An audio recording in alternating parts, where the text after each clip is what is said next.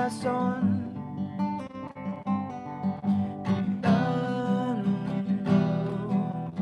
Nunca más me voy hablando.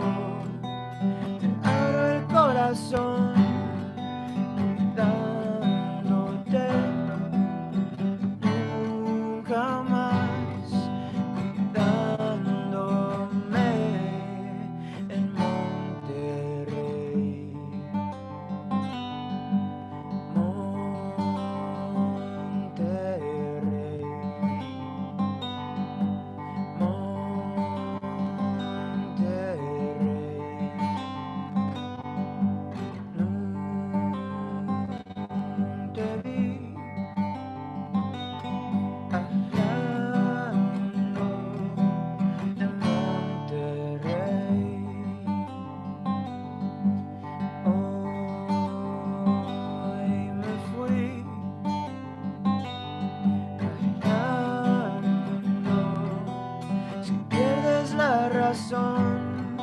Cuidándote, te abro el corazón, rezando a Dios, ando bien, cuidándome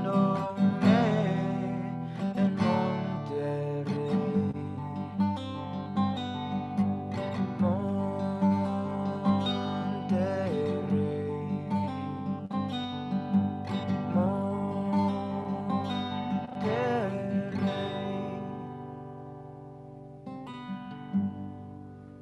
Thank you. And thanks, Alan. That was wonderful. That was really beautiful. Thanks, man. We'll see you back here in a few minutes, okay? Hi there, everybody. Thanks a lot for joining me. Quick round of applause for Alan Lilienthal, our multi-talented host of Port of Entry. I'm the director of programming at KPBS. Thanks a lot for joining us on this Wednesday evening. And I can't see you, which is really too bad. And I got to say, we'd much rather be in person. But this is the world we live in these days. And we're just so happy you took some time out of your Wednesday to join us here for the launch of our newest incarnation, Port of Entry. You've already met Alan. We'll hear from him, and he'll run through this presentation here in just a few minutes, and you're really going to enjoy what we've got on tap for you tonight. First of all, got some housekeeping, a couple of things I just want to point out to you. Number one, headphones. If you have them, please wear them. Nice ones, the better, right? Because the team has done an incredible job of trying to turn this Zoom into the best approximation of a podcast that we can. And Emily Jankowski has done a great job mixing this particular episode and this particular presentation tonight. So if you've got really, really nice headphones, please put them in and you'll enjoy the presentation all that much more. Okay, that's number one. Number two, you should see a chat window. Above, below, or on the side. If you haven't already, make sure you open that up. The reason for that is if you've got questions, if you've got comments, please put them into the chat. And we've got a moderator checking those things out, and we'll definitely make sure that we get the questions that you have. Also, there'll be some information in the chat window, the website, where to find the episode, a few other things. Then please make sure that you utilize that chat window here in Zoom land. And lastly, in the email that included the link for this Zoom webinar, there are a couple things in there. Number one, Alan's border-inspired cocktail recipe for what's called the Border Melter beverage. I highly recommend you make one. They are quite tasty, especially if you have some good mezcal laying around. And it's nice to have a beverage on a Wednesday evening. It feels like, it's a really special night. So the Border Melter, I kind of recommend that you make that up if you can. And secondly, there is a music selection, a music playlist put together by Alan and Emily Jankowski, our sound engineer, that came along with the email invite that you received. And after the show, we encourage you to listen through that. All right. So now that all of that is out of the way, a bit about public media and a bit about KPBS. KPBS, for those of you that don't know, we're here in San Diego, and I presume many of you are in the area. You know KPBS as a radio station, as a TV station, as an award-winning multi-platform newsroom. We have been here in existence for 60 years. We like to connect on a really intimate level with our audiences. And podcasts give us a great way to do that through the noise and the chatter that is not usually associated with mass media, but podcasts give us a great way to serve an audience and to be close and to really have an intimate relationship with you and have a conversation more than just, us saying what's interesting. Port of Entry is exactly that. Port of Entry gives voice to the community. We want to hear from you. We want to talk with you. We want to create this relationship that's about us together, and not just KPBS and the audience, but all of us here along the borderline, the creatives, right? The U.S.-Mexico border that makes up so much of our lives. The workers, Mexicans and Americans who traverse the border each and every day. The mix of culture and ideas that can only happen through the osmosis of proximity and this sharing of space that we have here in San Diego and Tijuana along the border. And that's what Port of Entry is all about. Now, you're about to see a live virtual show that will give you a better understanding of what the podcast is about and why it is. So stand by from that. To help get our show going this evening, I want to welcome in a special guest, Gustavo de la Fuente from the Smart Border Coalition. And on cue, there he is. Hello, Gustavo. It's good to see you. Thanks for joining us. Thank you, Gustavo, John. Thank you for being here. Gustavo is a bilingual U.S.-Mexican national, born and raised in the Mexican border city of Nogales, educated at Stanford University and Harvard Business School, and has more than 25 years of experience in commercial banking, startups, telecommunications, and media companies. Apropos this evening, he also runs the Smart Border Coalition, which is why he's partnering with us on the launch tonight for Port of Entry. Now, so the Smart Border Coalition is a group made up of some of the best-known leaders in the San Diego-Tijuana border region, and it strives to improve the cross-border experience and open a dialogue and with border citizens and businesses, both large and small. So that is Gustavo's resume. We're so very pleased to have him on board with us tonight. Gustavo, the floor is yours. Thank you once again, John, and thanks to KPBS. I'm so happy to be here talking about something I really love so much, which is the border region. Thanks for having me again. Bienvenidos a todos. Estamos muy felices de tener a tantas personas de tan diversos orígenes que se unen a este programa hoy por la noche. Nuevamente es un placer estar con ustedes. So when the pandemic hit the U.S., the federal government did something extreme. The borders with Canada and with Mexico were closed to everything except essential travel. So we were down to about 10%, 5% of our typical crossing times. So it was incredible, the sites that you have at the different ports of entry in our region. And as soon as that order came down, the borderline really, which is normally this long snaking beast, it kind of vanished, right? It looked like a ghost town, as I was mentioning, that the lines went down so substantially. But what happened after a few weeks is that people with lives on both sides of the border, like probably all of us here, started rolling the dice. We were trying to see if we could actually cross. And lots of these folks, lots of these people found out that they still could cross that border. So these days, the lines are nearly as packed as they were before the pandemic. It's a testament to the existence and the persistence of this cross-border community. There are thousands of binational people like me whose lives straddle the fence. So from KPBS and PRX, Port of Entry is an exploration of these lives and the crisscrossing happening in the borderlands. It's a podcast that tells the stories of fronterizos and other people whose lives have been shaped by the wall. So many organizations like Smart Border Coalition, we talk a great deal about cargo and people crossing and cars crossing that border, but we rarely really talk about what's going on in the lives of these people. And I think this podcast will achieve that. So I would like to say that producer Kinsee Morlan, sound designer Emily Jankowski, and host, of course, Alan Lilienthal, really are going beyond the headlines about immigration, about Trump, and about the wall, and so many other topics about the border. And they're really telling these deeply personal stories of love, of hope, of success, of struggle, of survival. So now it's time for me to exit, so you can go through Port of Entry.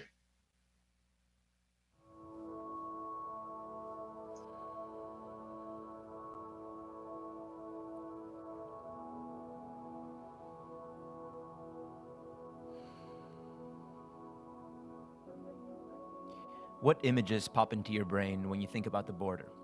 Caravans of migrants, kids in cages, maybe just the big steel fence itself. I think about all those things too, but I also think about a lot of people that I really love. I think of my family and friends.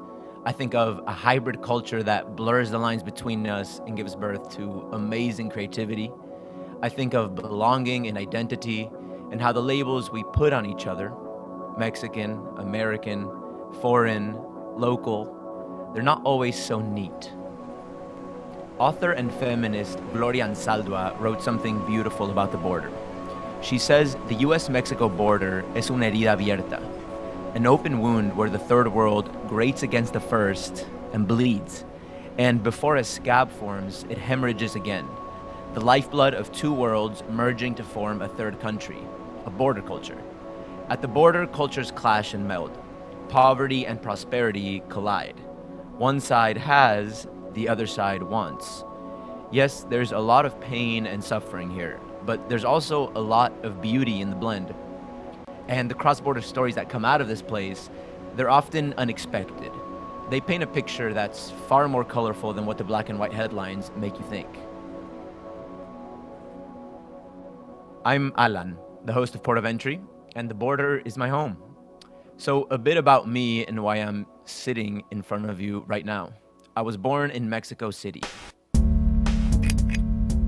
I don't remember too much. I was pretty young, but I do remember riding down the elevator with my mom a few times a month to get fresh tortillas from the señora who would bring her cooler to the front of our apartment building.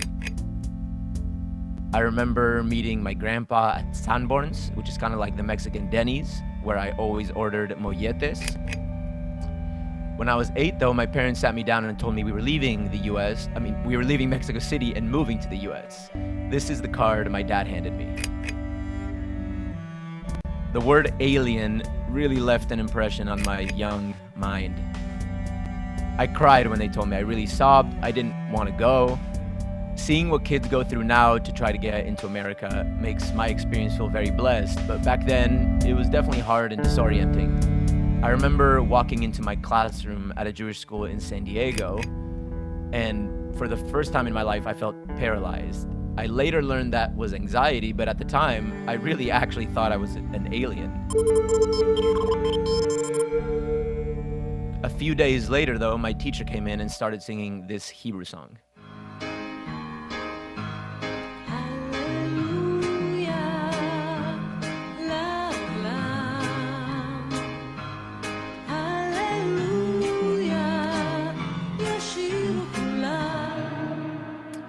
I knew the words to the song, and apparently all the kids around me knew the words too, and I felt a little less alone. I felt a little more like I belonged.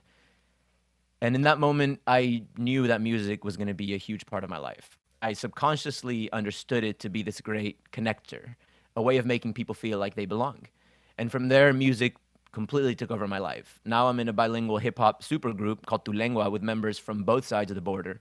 And this blend of cultures at the border is what shapes and inspires our music. Trago a la revolución ahí en el centro. 5 de la mañana ando lento. ¿Quieres que te cuente lo que siento? Soy una bomba ya explotando.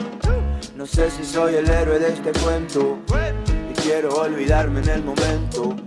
Solo pienso en ti y me caliento. Tú como la flor, único amor que llevo adentro.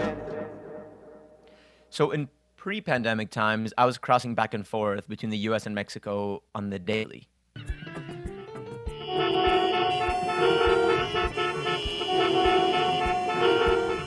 ¡Tamales! Señor, ¿me da una nieve de limón?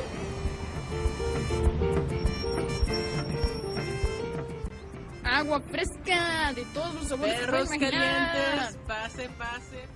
Isabela, sí. Ciencia, Soy yo. ¿qué trae de México? Nada.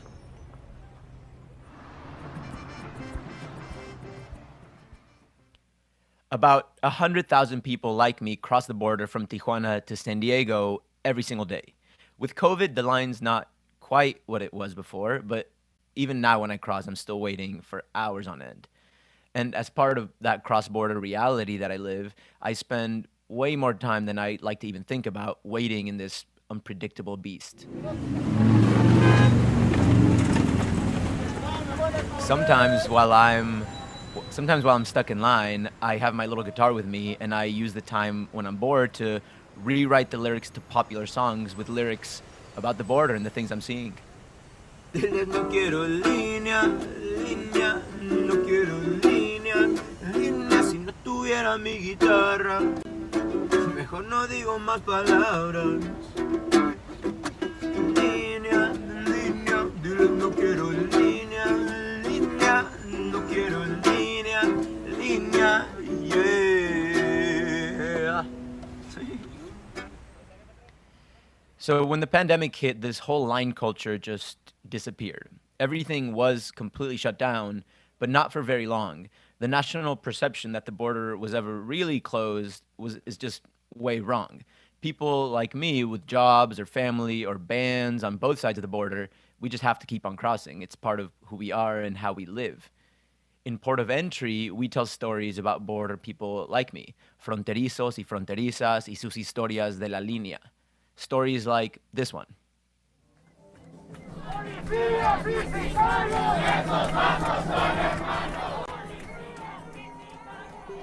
The words asma, no puedo respirar, or asthma, I can't breathe, were stenciled on a sign at Tijuana's first and so far only Black Lives Matter protest back in June. They were some of the last words a Haitian migrant called out before dying in police custody in Tijuana in January. A few months later, George Floyd said those same words before he died after a police officer put a knee on the back of his neck in Minneapolis. No justice! No peace! No justice! No peace! No justice! No peace! No justice! When activists in Mexico saw the Black Lives Matter protests in San Diego and across the US, it inspired them, and it pushed them to confront racism and police brutality in their own community. Tijuana, escucha, esta es tu lucha. In many ways, Mexico is way behind the US and other parts of the world when it comes to racial justice. In fact, this year marked the first time ever that the national census allowed people to choose Afro-Mexicano as an option. Until now, Mexico's black population has mostly been ignored. But people across the country are working hard to change that. At the border, the push is coming largely from Tijuana's new black population, migrants. Good afternoon. I am Dennis. I'm from Haiti. I was born in Haiti. My family is growing up in Haiti. When I talked to Jean-Denis Louis, he was sitting on his bed in his apartment in Tijuana. His 10-month-old baby girl was busy climbing all over him as we spoke. When migrant rights activists in Tijuana asked Denis to be a part of the Black Lives Matter protest there, he didn't hesitate. Denis migrated to the border in hopes of claiming asylum in the US after a huge hurricane hit Haiti in 2016. He was one in a wave of thousands of Haitians who did the same thing. The Haitians are fleeing a decade of tragedy and instability following the earthquake. First, the destruction of the capital in the quake, then a cholera outbreak, then Hurricane Matthew in 2016. Trump, though, has essentially shut down the entire asylum system. So Denis and many Haitians and other black migrants from places like Cameroon have gotten stuck at the border. So there is a popular narrative in Tijuana. People here are proud of how welcoming we've been to Haitians and other black migrants who showed up in our town. And that is partly true, but Denis, he tells a different story. México no quiere enfrentar su racismo.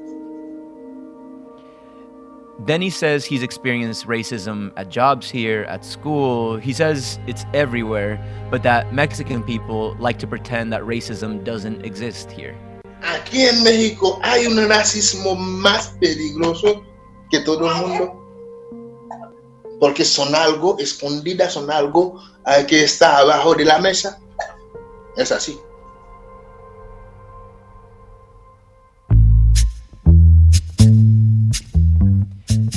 Meet David Jones. David is an American who now lives in Mexico, just south of the US-Mexico border in a somewhat sleepy beach town called Rosarito. Well, hello, everybody. Chef David. This is my beach view from the house. About a 5-minute walk from where I'm standing. It's cheap to live in Rosarito, like super cheap, especially by American standards. So David uses the money he saves on living expenses for vacations. Like this one he recently took to Guadalajara, where COVID restrictions aren't very restrictive. We asked him to record himself on his phone, and here are some highlights from one of those days. Scenery here is absolutely majestic. There are towering mountains. There's the Tequila volcano. And as far as your eye can see, agave plants. We're pulling over to another tequila spot. Everybody's happy. Everybody's taking a shot of tequila on their way out off of the bus. Yeah! I just had my shot of tequila. I think my goatee and my beard has more of it than in my mouth, but it's okay. I can't explain the feeling I have right now. It's overwhelming, exciting. I'm living my dreams. I'm living my best life. David is one of a growing number of Black American expats who now call Mexico home. And yeah, part of why David left the US is the more affordable cost of living. But another reason he left, he just doesn't think the US is a safe place for Black men right now. There's so many things going on there. George Floyd, I mean, it's so much, and I'm trying to figure out, I don't know how it got started, but it has been escalating every other week, every other day, and it's bad. I feel safer here in Mexico than I have ever felt in America in my life as a Black man. That I can say. And I give you a prime example. 2 days ago, I'm out hanging out at my favorite little spot on the beach. I had a bottle of scotch. I had a few drinks out of it. I'm smoking a cigar. I'm in a hurry to go see some friends. So I'm zipping through the traffic. Police pulls me over. I said, okay. Now, in my mind, if I was in America, I'm thinking, okay, do I need to turn on my phone, start recording, because I might not make it out of this ordeal. Chances are I might not make it if I was in America. This guy comes up, hey, I saw you're going kind of fast. You're going through the traffic and blah, blah, blah. Oh, by the way, I smell alcohol. You got your registration? I pull the registration on my wallet. He holds the registration like, he said, blow right here. He said, oh, I smell alcohol. While he get to talking, I just pull out my wallet. I pull out $40 and his hand was sitting right there. I said, look, man, I hope you have a good day. He slid it. It's okay, bye-bye. In America, stuck in that same situation, a Black man pulled over after having a few drinks. David says he thinks things could have gotten real bad real fast. All I can say is I'd rather be out of $40 than to be out of my life. You get what I'm saying? And that's an issue in a culture that, yeah, it's not exactly professionally correct, but I get to live. How about that? So one Black man is escaping racism in Mexico, while another Black man feels like he's surrounded by it. It shows just how complicated race is at the border. But see, when you're Black and American in Mexico, Mexicans tend to focus on the American part more than the skin color. And when you're Black and a migrant, that shield of American privilege disappears. So Dennis was too scared to leave his house when COVID hit Tijuana hard in March. But he worked up his courage and left his apartment for the first time after the stay-at-home orders to go to the Black Lives Matter protest. That's how important the movement is to Dennis. He said he wanted to protest not for himself, but for his daughter. Yo participé 100% en esta organización, en estas cositas, porque, ¿ya sabes por qué? Por ella. Yo tengo 35 años, ya me veo, no sirve para nada. Yo no sirve para nada. Pero la persona que va necesita una libertad para vivir, para caminar en todas partes del mundo, es ella.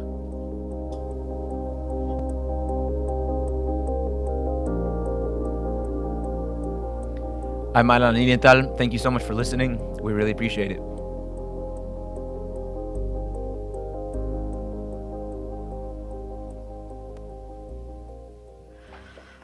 Excellent job. And thank you, Alan. And thanks to everyone. Thank you for being here. Thank you for listening, Alan. It's just so important that we explore the complexities of racism and culture and identity along the border. And as you can tell, just by this small sliver of what the Port of Entry team has been up to, you can get a sense of what's in store. So we certainly thank you for being here in Zoom land tonight and for joining us for this. And also, we hope you subscribe.